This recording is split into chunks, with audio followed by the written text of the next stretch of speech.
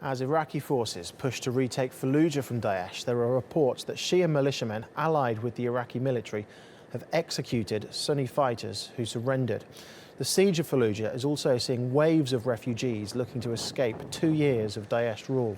About 7,000 people have escaped the city using a corridor opened by counter-terrorism forces on Sunday. Most of those who have escaped have ended up in displacement camps not far from the city. The Iraqi army says it's also arrested 500 members of Daesh who are disguised as civilians. Well, Nicole Johnston is in Erbil in northern Iraq, tracking the developments, and she joins us now. So, Nicole, there are reports that Shia militias then have killed some Sunni men. What information is there that you have, and what role are these Shia brigades playing in Iraq right now?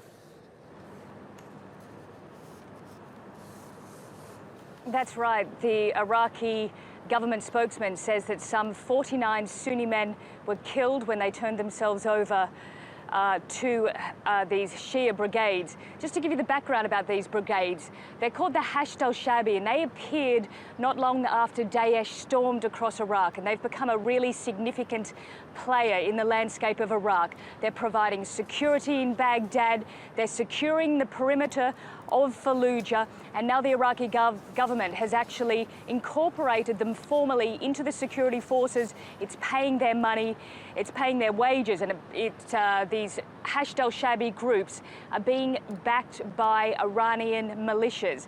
Now, there's great concern across Iraq and across many of the cities that are controlled by Daesh that more sectarian killings and violence and human rights abuses could occur as these cities are liberated from Daesh. The group, however, says that it hasn't carried out any human rights abuses, but we keep hearing these reports not only from the Iraqi government, but also from various human rights groups. Nicole, are there any reports at the moment of what state the city is actually in right now in terms of infrastructure, and what have other Iraqi cities looked like after they've been liberated from Daesh?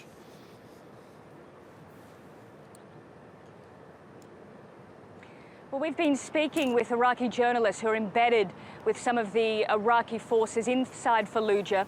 They say that the major neighbourhood of Shahada, which was liberated and secured a couple of days ago, has suffered quite a bit of damage, but not the en masse destruction that we've seen in other cities like Ramadi and Tikrit that have been liberated over the last 6 months or so. But yes, that is one of the major concerns, that in these attempts to free these cities from Daesh, they could end up being destroyed in the process. And we've seen that ourselves travelling around this region in northern Iraq. A couple of days ago, we were in Sinjar and in some of those surrounding villages, and there it is a scene of absolute destruction. There is no infrastructure left. Almost every house is damaged or destroyed. Barely anyone is living in those areas. People don't want to go back because there's no power, there's no water. And this is 6 months after Sinjar was freed from Daesh. So this time around, it appears that there is a big effort by the Iraqi army in coordination and cooperation with the United Nations not to have the same thing happen in Fallujah. It's a big city of a few 100,000 people, and they don't want another repeat of Ramadi and Tikrit, where we saw this vast expanse of damage, making it really hard for civilians to eventually go home. OK, Nicole, thank you very much for the update.